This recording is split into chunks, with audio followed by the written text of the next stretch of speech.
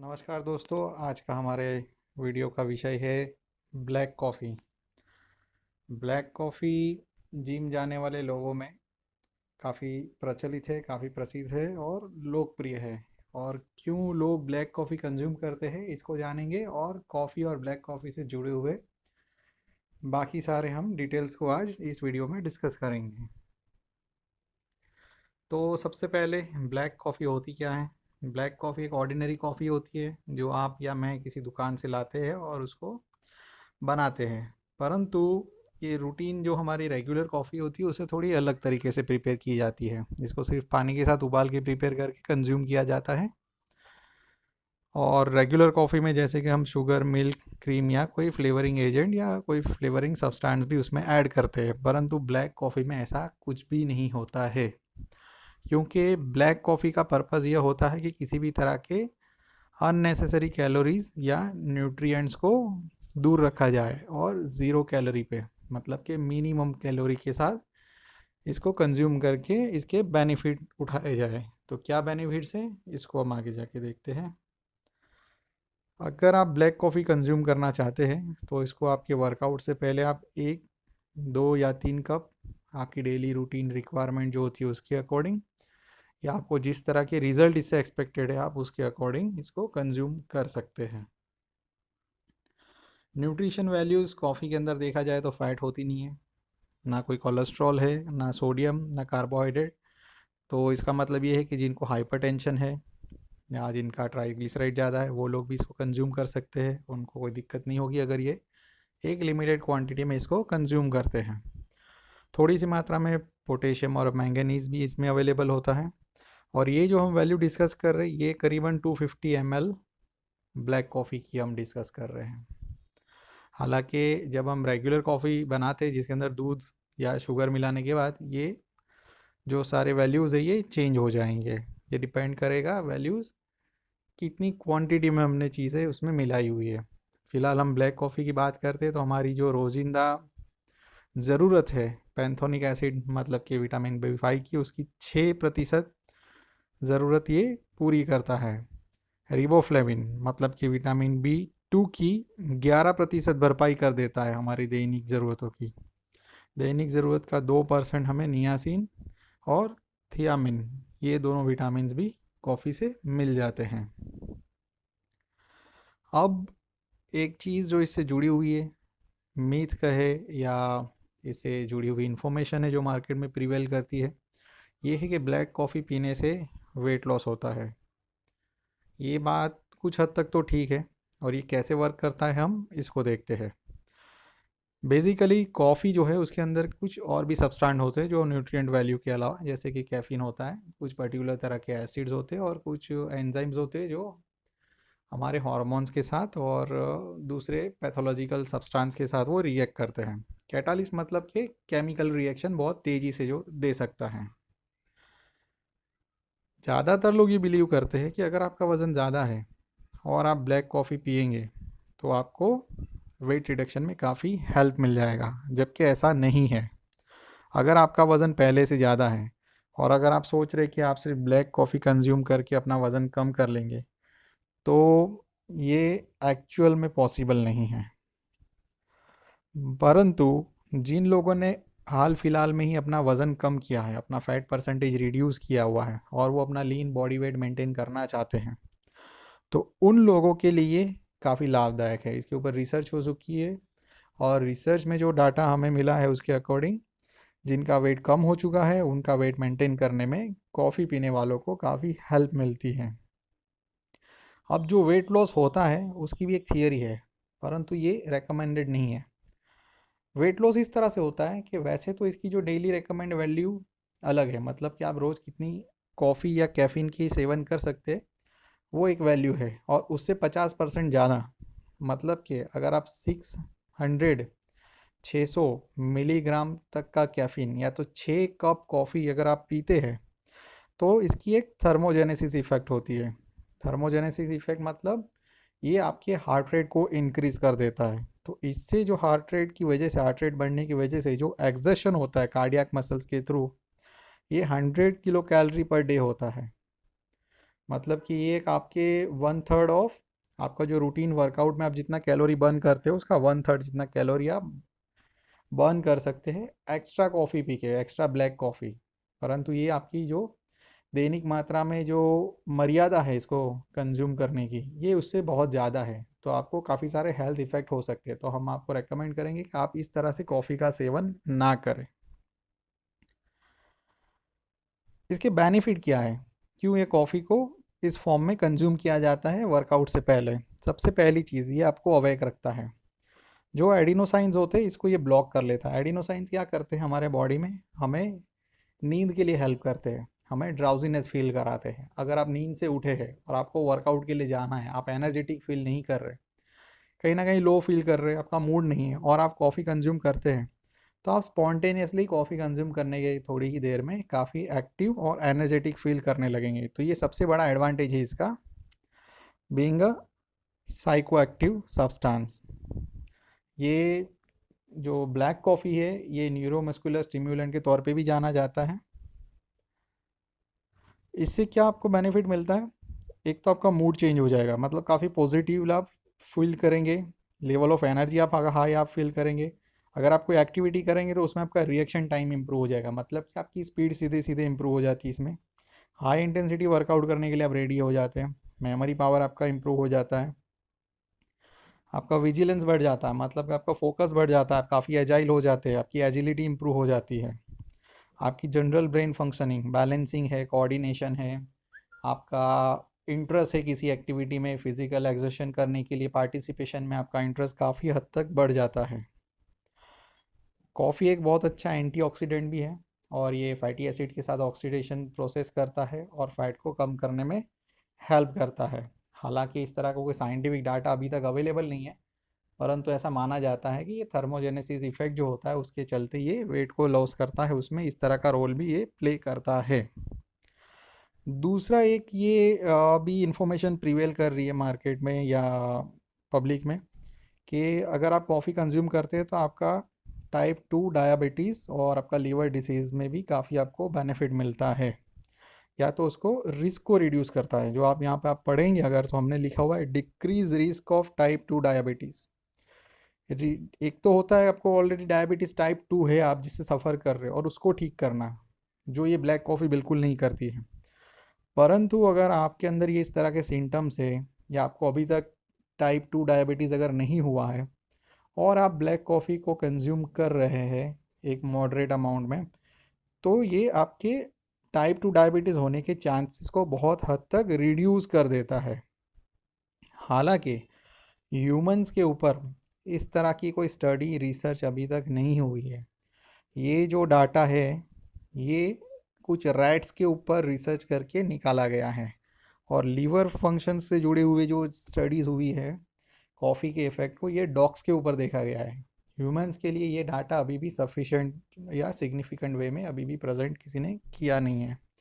परंतु ये माना जाता है कि क्योंकि ये दोनों ही मैमल्स में इसको इफ़ेक्टिव माना गया है, ये ह्यूमंस पे भी इस तरह का इफ़ेक्ट दे सकता है। इसके दूसरे जो बेनिफिट हैं, ये आपका एज रिलेटेड ब्लड प्रेशर और शुगर मेटाबॉलिज्म का जो प्रॉब्लम होगा इसको इम्प्रूव करने में हेल्प करेगा।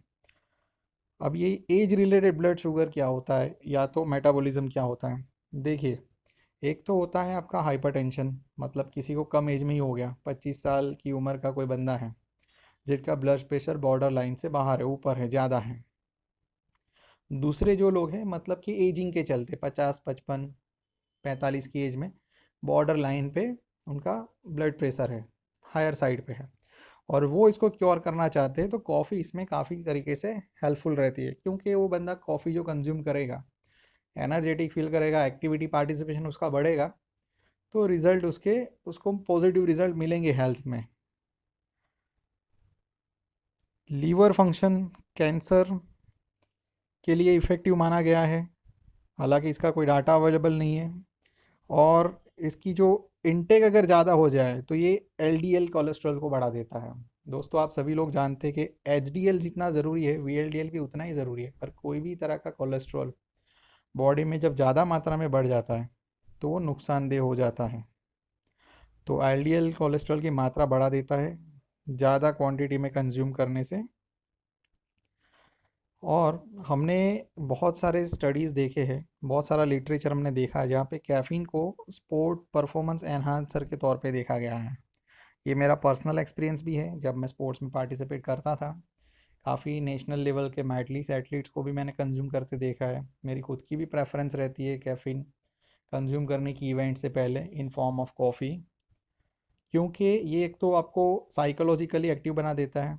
अगर आपके मसल्स में सोरनेस है ट्रेनिंग की, या उस पर्टिकुलर टूर्नामेंट या कंपटीशन में प्रीवियस कोई इवेंट की वजह से जो आपको मसल सोरनेस जनरेट हुई है, उस पेन को ये पूरी तरह से सबसाइड कर देता है कुछ शॉर्ट टाइम के लिए। जब आपको एक कॉफ़ी के अंदर रहे हो कैफ़ीन का इफ़ेक्ट कम हो जाता है, तो फिर से वो पेन की फीलिंग आपको आने लगती है, परंतु ये टेम्पररी एक सॉल्यूशन हो सकता है। मेटाबॉलिज्म इंक्रीज कर सकता है। कॉफ़ी एक अच्छा ऑक्सीडेशन प्रोसेस कर सकता है फैटी एसिड्स के साथ।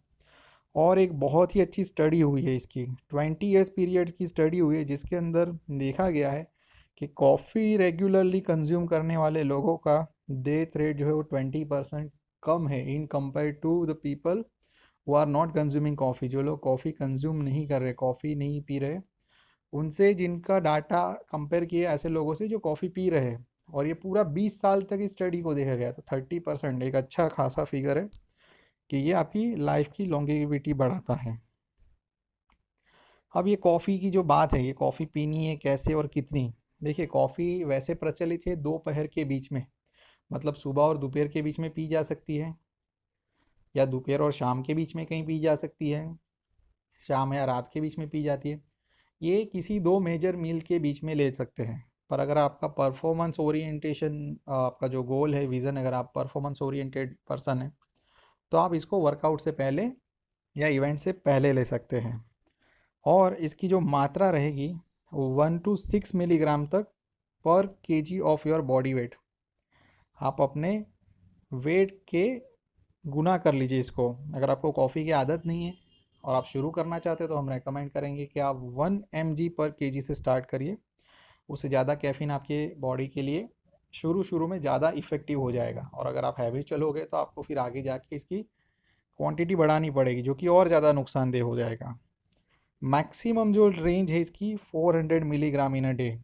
ये जो कैफ़ीन की मात्रा है इसमें 400 मिलीग्राम से ज़्यादा अगर जाती है तो आपको स्लीप डिप्रीवेशन या आपकी स्लीप पैटर्न में काफ़ी सारे प्रॉब्लम हो सकते हैं। हार्ट रेट आपका चेंज हो सकता है, आपको स्वेटिंग के इश्यूज हो सकते हैं, अनइजीनेस, और बहुत कुछ आगे हम इसके साइड इफ़ेक्ट्स में इसको डिस्कस करेंगे।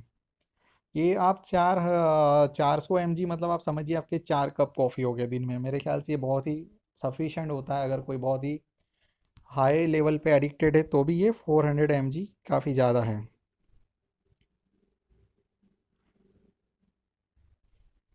कॉफ़ी जो है ये 14 साल से कम उम्र के लोगों को, बच्चों को दी नहीं जानी चाहिए, क्योंकि इसके कुछ नेगेटिव इम्पैक्ट नोट किए गए हुए हैं। और 14 ईयर्स के ऊपर का कोई बंदा है जो स्पोर्ट्स एक्टिविटी कर रहा है, और आप उसको एक साइकोमोटर स्टिम्युलेंट के तौर पे इसको यूज़ करना चाहते हैं, उसकी फोकस बढ़ाने के लिए, उसको अलर्ट करने के लिए, फिज़िकली एक्टिव करने के लिए, कंसंट्रेशन बढ़ाने के लिए, तो उसकी जो लिमिट है वो 100 mg per day, 100 milligram per day से ज़्यादा नहीं होना चाहिए। तो अगर आप उसको 2 टाइम कंज्यूम करना है, 30 ml के 2 कॉफ़ी कप्स वो यूज़ कर सकता है, या कॉफ़ी की क्वांटिटी। और सिंगल टाइम कंजप्शन है तो 60 ml तक की कॉफ़ी वो पी सकते हैं। और ये कॉफ़ी, मतलब अगर आप स्पोर्ट्स पर्पज़ से ले रहे हैं, आपको हाई कैलोरी डाइट की उस पर्टिकुलर स्पोर्ट्स इवेंट में ज़्यादा ज़रूरत है, तो आप नॉर्मल कॉफ़ी भी ले सकते हैं। सर उन्हें ब्लैक कॉफ़ी सिर्फ उन्हीं के लिए है जो लोग कैलोरी रिस्ट्रिक्शन पे फोकस कर रहे हैं। इसकी इफ़ेक्टिवनेस अलग अलग एज ग्रुप में हम देखते हैं। तो सबसे ज़्यादा जो ये इफ़ेक्टिव है यंग एडल्ट के अंदर, जो कि वर्क करते हैं। ये क्यों यंग एडल्ट में सबसे ज़्यादा इफ़ेक्टिव है? क्योंकि यंग लोग जो होते हैं उनका हार्मोनल सेक्रिएशन लेवल काफ़ी हाई होता है, हार्मोनल एक्टिविटीज़ बॉडी में काफ़ी सारी होती है। उसके चलते उनका चेंज ऑफ मूड बड़ी आसानी से होता रहता है। कभी उनका मूड जल्दी ख़राब हो जाता है, कभी बहुत जल्दी वो एनर्जेटिक फील करते, कभी अच्छा फील करते, यूफोरिया फील करते। और अगर वो पर्सन वर्किंग मेल है, तो सबसे ज़्यादा इफ़ेक्टिव कॉफ़ी को उनके अंदर देखा गया है। काफ़ी पॉजिटिव इम्पैक्ट करता है, मूड चेंज करने में हेल्प करता है, स्ट्रेस रिड्यूस कर देती है कॉफ़ी। वुमेन के ऊपर ज़्यादा रिसर्च इसमें हुई नहीं है, खास करके एर्गोनॉमिक एक्टिविटीज़ में, मतलब कि स्ट्रेंथ या पावर रिलेटेड एक्टिविटीज़ के परफॉर्मेंस में कॉफ़ी का अगर कोई वुमन कंजप्शन करती है तो क्या इफ़ेक्ट होगा, उसका डाटा बहुत कम अवेलेबल है। हालांकि एरोबिक एक्टिविटीज़ का डाटा है, स्टडीज़ की गई है, कॉफ़ी का effect aerobic performance male female दोनों में ही बढ़ के आता है। तो कॉफ़ी काफ़ी अच्छी से इफ़ेक्ट देती है एरोबिक वर्कआउट और एरोबिक एफिशिएंसी बढ़ाने के लिए। जो एंड्योरेंस एक्टिविटी में जुड़े हुए वो लोग भी कॉफ़ी कंज्यूम कर सकते हैं अपना परफॉर्मेंस एनहांस करने के लिए। हालांकि मेल के कंपेयर में फीमेल बॉडी पे कॉफ़ी का जो इफ़ेक्ट है वो थोड़ा कम रहेगा। रीज़न अननोन है, परंतु ये चीज़ जो देखी गई है वो इसी तरह से है। इसके अलावा कुछ एडिशनल चीज़ें, जैसे मैंने आगे आपको रेकमेंड किया, कोई बच्चा स्पोर्ट्स एक्टिविटी करता है और आप उसको कैफ़ीन के तौर पे कॉफ़ी देना चाहते हैं, उसको साइकोमोटर स्टिमुलेंट के तौर पे, तो ये जो कॉफ़ी है उसके उसके अंदर जो कंटेंट है कैफ़ीन, ये 2004 में बैंड सब्सटेंस के लिस्ट से इसको रिमूव कर दिया गया था। तो कोई भी डोप टेस्ट फेल नहीं करेगा, कोई भी अगर एथलीट इसको कंज्यूम कर रहा है। और जो डाटा है, जो डोपिंग टेस्ट हुए उसमें देखा गया है यूरिन टेस्ट के अंदर हर 4 में से 3 एथलीट ने कैफीन या कॉफ़ी को कंज्यूम किया हुआ होता है ड्यूरिंग द स्पोर्ट्स इवेंट। काफ़ी सारे वेट लिफ्टर, पावर लिफ्टर भाई बहन जो है हमारे, ये अपनी लिफ्ट से पहले भी इसको यूज़ कर सकते हैं, और मेरा ये पर्सनली मानना है कि इसका काफ़ी पॉजिटिव इम्पैक्ट उनके परफॉर्मेंस में देखने को मिलेगा। दूसरी चीज़, अगर आप इसको ज़्यादा अच्छे से इफ़ेक्टिवली यूज़ करना चाहते हैं, आप पहले डिसहैबिट्यूशन करिए। मतलब कि अगर आप हैबिचुअल हैं, तो आप आदत है आपको अगर रेगुलर कॉफ़ी वगैरह कंज्यूम करने की, तो आप छोड़ दीजिए। ये हो सकता है कि आप इसको डेली कंज्यूम कर रहे हैं, ब्लैक कॉफ़ी या रूटीन कॉफ़ी को वर्कआउट से पहले, और आप चाहते हैं कि आप टूर्नामेंट में भी इसका एडवांटेज ले, तो मेरा मानना है आप 15 से 20 दिन और हो सके तो 30 दिन पहले कॉफ़ी को गिव अप कर दीजिए, और फिर से आप जब इस कॉफ़ी को कंज्यूम करना स्टार्ट करेंगे तो ये ज़्यादा इफेक्टिव होगी। क्योंकि अगर आप डेली इसको कंज्यूम कर रहे हैं तो एक वक्त आएगा जब आपका बॉडी यूज टू हो जाएगा, हैबिचुअल हो जाएगा, आदत हो जाएगी उसको, और कॉफ़ी के जो एडवांटेजेस है वो उतने इफ़ेक्टिवली आपको दिखेंगे नहीं। तो आप इसको हैबिट्यूएट करके भी एडवांटेज ले सकते हैं। दूसरी चीज़, जो लोग ब्लैक कॉफ़ी स्टार्ट करने की सोच रहे हैं वो अपने आप को टाइम दे ब्लैक कॉफ़ी के साथ, अपने बॉडी को, अपने टेस्ट बर्ड्स को एडजस्ट होने के लिए। ये नहीं कि आज आपने वीडियो देखा कल आप ब्लैक कॉफ़ी स्टार्ट कर दें। आप अगर कॉफ़ी नहीं पी रहे, आप पहले नॉर्मल कॉफ़ी से स्टार्ट करें। नॉर्मल कॉफ़ी का मिल्क कंटेंट, शुगर को कम करते जाए डे बाय डे, और 20-30 डेज़ के एंड में आप ब्लैक कॉफ़ी पूरी तरह से प्योर ब्लैक कॉफ़ी पीना शुरू करें। आप पहले ही दिन पियेंगे तो ये इतना कड़वा टेस्ट होता है ब्लैक कॉफ़ी का कि आपके लिए बहुत मुश्किल होगा इसको कंज्यूम करना, और आप इसको कभी शुरू ही नहीं कर पाएंगे अगर आप शुरू करना चाहते हैं। हालांकि मैं इस चीज़ में बिलीव नहीं करता हूँ। मैं सोचता हूँ कि आपको हो सके उतना नेचुरल डाइट पे फोकस करना चाहिए। हाँ, बट फिर भी काफ़ी हमारा बिजी रूटीन रहता है, हमको पूरी स्लीप नहीं मिलती है, या अर्ली मॉर्निंग जो लोग वर्कआउट के लिए जाते हैं तो थोड़ा वो लोग डाउन फील करते हैं, थोड़ा लो फील करते हैं, तो कॉफ़ी उनके लिए बहुत काम की चीज़ हो सकती है। काफ़ी लोग ऐसे हैं जो दोपहर को एक ब्रेक स्लीप ले लेते हैं, छोटी सी नैप ले लेते हैं, और फिर शाम को नींद अपनी ख़त्म करने के बाद जाते हैं, तब वो लोग भी काफ़ी लो फील करते हैं, ब्लड सर्कुलेशन कम होता है, एनर्जी लेवल लो होता है, फोकस नहीं कर पाते। तो उनके लिए कॉफ़ी काम की चीज़ हो भी सकती है। एज और जेंडर में हम अगर देखें तो जो न्यूबॉर्न बेबीज़ होते हैं उसके ऊपर कैफ़ीन का काफ़ी नेगेटिव इम्पैक्ट है। तो कम उम्र के बच्चों को आप कभी भी कॉफ़ी या कैफ़ीन का सेवन ना करवाएं। उनका ग्रोथ अटक जाएगा, वेट हाइट, उनके चेस्ट और हेड की जो सरकमफेरेंसेस है ये भी कम हो जाएगी। तो ये काफ़ी डेंजरस है अगर वो 200 मिलीग्राम पर डे से ज़्यादा उनका कंजप्शन रेट है तो। यंग चिल्ड्रन, मतलब कि 5 साल से लेकर 14 साल की उम्र के बच्चों के लिए डाटा अवेलेबल नहीं है, परंतु ये माना जाता है ज़्यादा तौर पे कि कॉफ़ी पीने से इनकी एसिडिटी बढ़ सकती है, इनके हार्ट रेट इंक्रीज़ हो सकता है, ब्लड प्रेशर इंक्रीज़ हो सकता है, एनजाइटी फील कर सकते हैं, और बच्चों की जो नींद की पैटर्न है वो भी पूरी तरह से डिस्टर्ब हो जाएगी। टीनेजर्स में ये काफ़ी इफ़ेक्टिव है, कंसंट्रेशन बढ़ाता है, और ये इनकी ब्रेन मैच्योरिटी को भी थोड़ा स्लो डाउन करता है। ब्रेन मैच्योरिटी क्या होता है कि इनकी जो डिसीजन टेकिंग एबिलिटी होती है उसमें डिफरेंस खड़ा हो जाता है। एक यंग पर्सन और एक मैच्योर पर्सन की डिसीजन में ये फ़र्क होता है मोटा मोटा। यंग जो पर्सन होगा वो ज़्यादा एनालाइज नहीं करता सिचुएशन को, और वो एक सिंगल प्लान बनाता है किसी भी प्रॉब्लम या सॉल्यूशन से निकलने का। उसके पास मल्टीपल प्लान नहीं होते क्योंकि उसके पास अनुभव भी कम होता है। जबकि एक मैच्योर माइंड है वो मल्टीपल प्लान बनाता है किसी भी सिचुएशन से बाहर निकलने का। तो ब्रेन का जो वर्किंग एफिशिएंसी होगी वो सिंगल पॉइंट या सेम स्ट्रेट डायरेक्शन में होंगी। अगर कोई यंग बंदा कॉफ़ी कंज्यूम करता है तो बेसिकली वो एक कॉन्सेंट्रेशन लेवल बढ़ाता है, जोश बढ़ाता है। होश थोड़ा कम रहता है, जोश ज़्यादा रहता है। प्लानिंग वगैरह में वो पार्टिसिपेशन तो करेंगे परंतु उनके डायनामिक्स सोचने के थोड़े अलग हो जाएंगे। एनर्जेटिक इफेक्ट देता है मिडल एज पीपल में। ये मिडल एज पीपल में क्यों एनर्जेटिक इफेक्ट देता है ये मैं आपको बताता हूँ। क्योंकि मिडल एज पीपल जो होते हैं इनके बहुत सारे सोशल कमिटमेंट होते हैं। उनके घर, फैमिली मेम्बर्स के प्रति इनके अपने काफ़ी सारे स्ट्रेस होते हैं, अपने बच्चों के करियर्स को लेके, बच्चों के भविष्य को लेके। ये लाइफ के उस पड़ाव पे होते हैं यहाँ पर इनके ऊपर काफ़ी सारे बर्डन होते हैं। तो मिडल एज पर्सन जब कॉफ़ी पीता है उनके मूड चेंजेस काफ़ी हद तक हो जाता है। तो ये एक बहुत बड़ा पॉजिटिव इम्पैक्ट होता है और इनको एक सेंस ऑफ फीलिंग ये आती है कि वो एनर्जेटिक फील कर रहा है। एक्चुअल में कॉफ़ी में कोई ऐसी कैलोरीज है नहीं कि वो उसकी एनर्जी बढ़ाएंगे। पर रिसर्च बताती है कि मिडल एज पर्सन जो होते हैं, मतलब कि आपके 40 से लेके 60-65 ईयर्स तक के एज के लोग, उसके अंदर ये सबसे ज़्यादा इफेक्टिव है। परंतु जो ओल्ड एज पर्सन है ये अगर ज़्यादा मात्रा में कॉफ़ी कंज्यूम कर लेते हैं तो उनको नर्वसनेस फील हो सकती है। और क्योंकि ओल्ड एज पीपल की डाइजेशन स्लो होती है, कॉफ़ी की कोई भी साइड इफ़ेक्ट होगी अगर वो ज़्यादा मात्रा में कंज्यूम कर लेते हैं तो वो इफ़ेक्ट 33% ज़्यादा समय तक रहेगी in compare to other age groups. Women's के अंदर कॉफ़ी इफ़ेक्टिव है डिफरेंट डिफरेंट एज ग्रुप में जैसे मेल्स के अंदर है, बट उनकी इफ़ेक्ट और साइड इफ़ेक्ट दोनों ही थोड़े कम रहेंगे। साइड इफ़ेक्ट में क्या हो सकता है?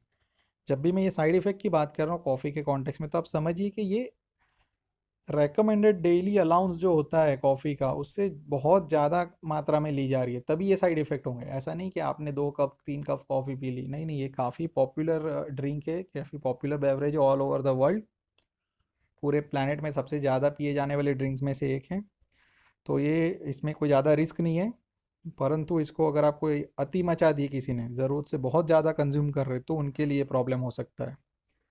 ये स्ट्रेस रिलेटेड हार्मोन से उसका सेक्रेशन बढ़ा देगा, एनजाइटी बढ़ा देगा, आपका स्ट्रेस की फीलिंग ज़्यादा आएगी, आप नर्वसनेस फील करोगे, कई बार वॉमिटिंग सेंसेशन भी होगी क्योंकि एसिडिक नेचर की होती है कॉफ़ी। स्लीप रूटीन तो पूरी तरह से डिस्टर्ब हो जाएगा। अगर आप कॉफ़ी जो कंज्यूम करते हैं उनको मेरा ये एक एडवाइस है कि आप सनसेट के बाद कॉफ़ी कंज्यूम ना करें। अगर आप सनसेट के बाद कॉफ़ी कंज्यूम करते हैं और ज़्यादा तौर पे जो कॉफ़ी का एक्टिव टाइम रहेगा आपके ब्रेन के ऊपर वो 4 आवर्स तक का रहेगा, मतलब आपको अगले 4-5 घंटे तक नींद नहीं आएगी। इवन कॉफ़ी इतना इफ़ेक्टिव कैटालिस्ट है कि आप इसको खाना खाने से पहले अगर कंज्यूम कर लेते तो आपकी भूख भी काफ़ी हद तक कम हो जाएगी, आपकी एपेटाइट कम हो जाएगी। इसीलिए अगर आप वेट रिडक्शन के पील्स या सप्लीमेंट देखेंगे तो उसके अंदर कैफ़ीन की मात्रा बहुत ज़्यादा होती है, ऑलमोस्ट 300 मिलीग्राम जितना कैफ़ीन इन वेट रिडक्शन वाले सप्लीमेंट्स में देखा जाता है। एसिडिटी बढ़ा देता है पेट में, एसिड रिफ्लक्स हो सकता है, खट्टी उबकाई आ सकती है, क्रैम्प आ सकते हैं एब्डोमिनल, मसल स्पाज्म हो सकता है। और ज़्यादा लंबे अरसे तक ज़्यादा क्वांटिटी में कॉफ़ी कंज्यूम करने पे ये आपके माइक्रो न्यूट्रिएंट्स, स्पेशली जो मिनरल्स होते हैं उसके एब्जॉर्प्शन को भी रिड्यूस कर देते हैं। अगर आप आयरन, कैल्शियम या जिंक जैसी चीज़ों को आप कंज्यूम करना चाहते हैं यार, उससे कुछ रिजल्ट आप पाना चाहते हैं तो वो उसका एब्जॉर्प्शन कम कर देगा। धन्यवाद।